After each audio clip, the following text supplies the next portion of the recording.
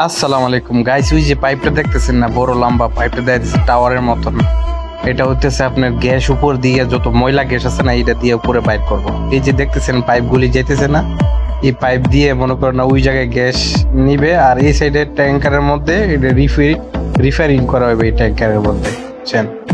এই যে দেখতেছেন এটা হলো কুল বক্স, এটা ফ্রিজের মতন বিশাল বড় ফ্রিজ বানাইছে, ঠিক আছে? এটার মধ্যে গ্যাস রাইখা ইয়া করবো আর কি। এই যে দেখেন চতুর্দিক দিয়ে, প্লান্টের চতুর্দিকে শুধু স্টিল আর স্টিল দেখা যাচ্ছে।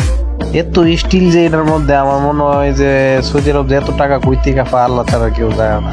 ঠিক আছে, দেখতেছেন এই যে পেন্টিং এর কাজ চলতেছে, দেখেন উপরে পেন্টিং করতেছে আর কি। কাজ শেষ পর্যায়ে প্লান্টের, কিছুদিন পরে প্লান্ট চালু হয়ে যাব। তো এটা হচ্ছে আপনার মারজান বাণিজ্যিক প্লান্ট, সৌদি আরবের নতুন প্লান্ট আর কি। এটা কাজ শেষ পর্যায়ে প্রায়। এই যে দেখেন বাইরে প্লান্টের পেন্টিং এর কাজ করতেছে আর কি। এই যে দেখে আমি আজকে মানে লিফটে করে উঠছি উপরে, প্রায় 10 তলার বরাবর উপরে আছি বর্তমানে, বুঝতে পারছেন?